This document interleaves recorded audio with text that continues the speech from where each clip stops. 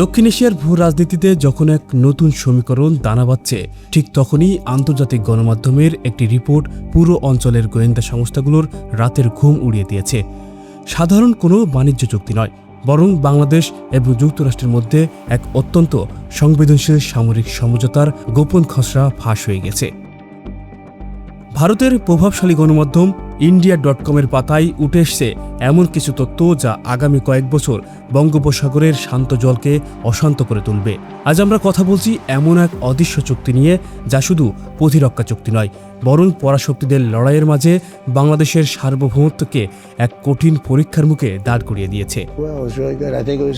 ট্রাম্পের একটি ব্যক্তিগত চিঠি আর দুটি গোপন সামরিক চুক্তি, এর আড়ালে চলা নোংরা খেলার প্রতিটি পাতা আজ আমরা উল্টে দেখব।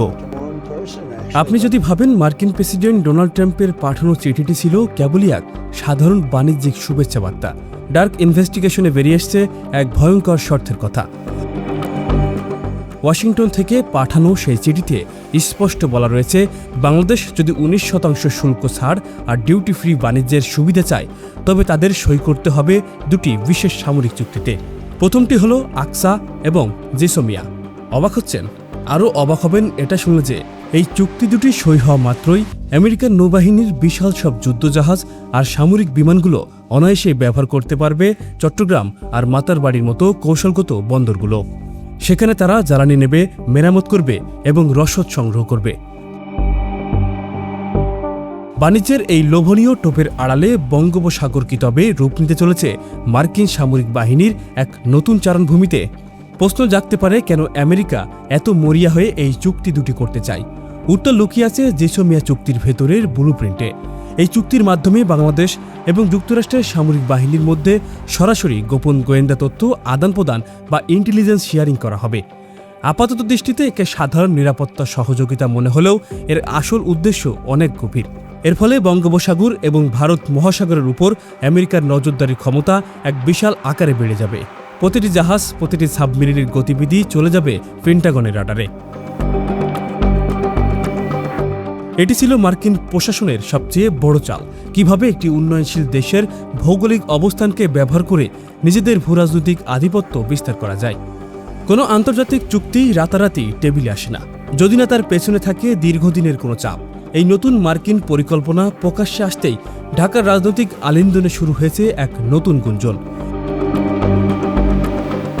সাবেক প্রধানমন্ত্রী শেখ হাসিনা ক্ষমতা ছাড়ার আগে বারবার দাবি করছিলেন যে সেন্ট মার্টিন দ্বীপে সামরিক ঘাঁটি বাড়ানোর জন্য আমেরিকা তার উপর বিশাল চাপ সৃষ্টি করেছিল।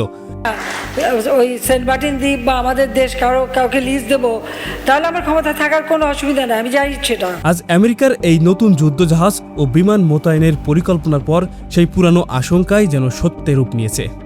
তবে কি শেখ হাসিনার সেই দাবি কোনো রাজনৈতিক স্ট্যান্ড ছিল না, নাকি পদ্মার আড়ালে তৈরি হওয়া এই অদৃশ্য চেইনের মাথা আরও গভীরে কোথাও লুকানো ছিল, যা আজ তারেক রহমান সরকারের আমলে এসে বাস্তবতার আলো দেখছে?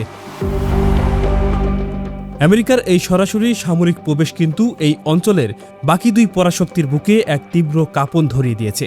বাংলাদেশের সামরিক সরঞ্জামের প্রায় 70% আসে চীন থেকে, ফলে সেখানে আমেরিকার এই আকস্মিক উপস্থিতি বেইজিংয়ের জন্য এক বিরাট ধাক্কা।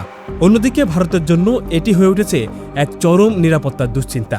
বঙ্গোপসাগরে ভারতের পরমাণু সাবমেরিন সহ অত্যন্ত সংবেদনশীল অনেক সামরিক স্থাপনা রয়েছে, যেখানে এতদিন দিল্লির একচ্ছত্র প্রভাব ছিল। এখন সেখানে মার্কিন যুদ্ধজাহাজ নিয়মিত যাতায়াত শুরু করলে তা ভারতের নিরাপত্তার জন্য এক বিরাট মাথা ব্যথার কারণ হয়ে দাঁড়াবে। বাণিজ্যের 19% শুল্ক ছাড়ের সুবিধা হয়তো সাময়িকভাবে আমাদের অর্থনীতিকে চাঙ্গা করবে, কিন্তু তার বিনিময়ে দেশের কৌশলগত স্বাধীনতা কি আমরা চিরতরে হারিয়ে ফেলব? মেগা বাণিজ্যিক সুবিধার আড়ালে এই সামরিক ভূরাজনীতির সংস্কৃতি যদি বন্ধ না হয়, তবে আমাদের ভবিষ্যৎ প্রজন্মকে এক বিশাল খেসারত দিতে হবে।